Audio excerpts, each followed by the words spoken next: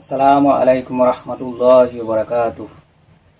সকলোকে পবিত্ৰ ৰমজান মাহৰ আন্তৰিক শুভেচ্ছা জ্ঞাপন কৰিছোঁ আৰু আজিৰ তালিম পাঠ অনুষ্ঠানটো আৰম্ভ কৰিবলৈ আগবাঢ়িছোঁ। আজিৰ তালিমত কুৰাণ শৰীফৰ আয়াত সম্পৰ্কীয় কিছু গুৰুত্বপূৰ্ণ মাসাইল পাঠ কৰি আপোনালোকক শুনাব খুজিছোঁ। মানুহে কুৰাণ তিলাৱত কৰোঁতে সিজদাৰ আয়াত পালে সিজদা আদায় কৰে যদিও আয়াতে সিজদা সম্পৰ্কে বেছিভাগৰ স্পষ্ট ধাৰণা নাই।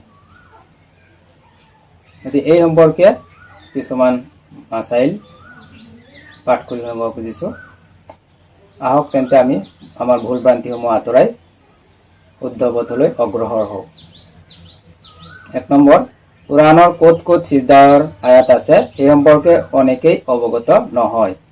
দৰাচলতে কুৰাণৰ সৰ্বমুঠ 14টা সূৰাত সিজদাৰ আয়াত আছে, যথাক্ৰমে আৰাফ, ৰাদ, নাহাল, বানি ইসরাইল, মারিয়াম, হাজ, ফুরকান, নামাল, আলিফ লাম মিম সাজদা, সাদ, হা মিম সাজদা, নাজম, সাকবাত, আলাক। মুক্তাসারুল কুদুরি, পৃষ্ঠা 35।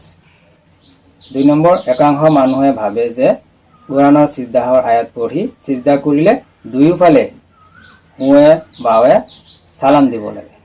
এয়া আসলতে ভ্ৰান্ত ধাৰণা। হাদিস শৰীফত ইয়াৰ কোনো প্ৰমাণ নাই। 3 নম্বৰ, কিছুমান মানুহৰ ভুল ধাৰণা যে তিলাৱতৰ সময়ত সিজদাহৰ এটা আয়াত পঢ়িলে দুটা সিজদা ৱাজিব হয়। আসলতে এটা সিজদাহৰ আয়াতত এটা সিজদাহে ৱাজিব হয়। মুক্তাসাৰুল কুদুৰি, পৃষ্ঠা 34। প্ৰিয় দৰ্শক শ্ৰোতাৰাইজ, এইবাৰ নুৰুল ইজা গ্ৰন্থখনৰ পৰা এটা গুৰুত্বপূৰ্ণ মাসলা পাঠ কৰি শুনাব খুজিছোঁ।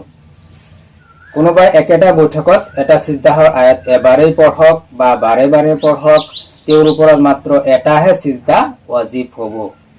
আৰু যদি কোনোবাই একেটা বৈঠকত একেলগে একাধিক সিজদাহৰ আয়াত পঢ়ে, তেন্তে প্ৰত্যেক সিজদাহৰ আয়াতৰ বিপৰীতে এটাকৈ সিজদা ৱাজিব হ'ব।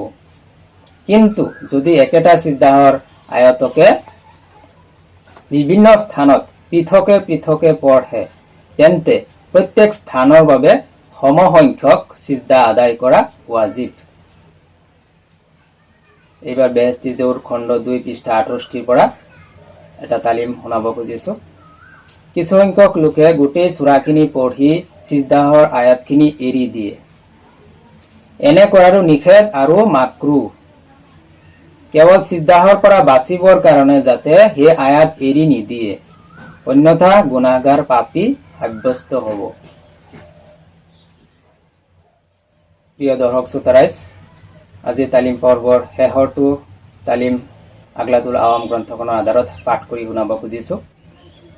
কিছুমান মহিলা হায়েজ, ঋতুস্ৰাৱ অথবা নিফাজ সন্তান প্ৰসৱৰ পাছৰ ৰক্তক্ষৰণ অৱস্থাত সিজদাহৰ আয়াত শুনিলে নিজৰ ওপৰত সিজদা ৱাজিব বুলি ভাবে। এয়া ভুল ধাৰণা। এনেবোৰ অৱস্থাত কাৰোবাৰ পৰা সিজদাহৰ আয়াত শুনা পালে তেনে মহিলাৰ ওপৰত সিজদা ৱাজিব নহয়। প্ৰিয় দৰ্শক শ্ৰোতাৰাইজ, কুৰাণৰ সিজদা সম্পৰ্কীয় কিছুমান গুৰুত্বপূৰ্ণ মাসাইল সম্পৰ্কে আমি আজি তালিমৰ যোগেদি অৱগত হ'লোঁ।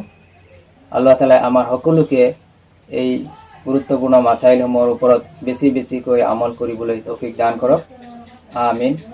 আসসালামু আলাইকুম ৰহমতুল্লাহি ওয়া বাৰাকাতুহু।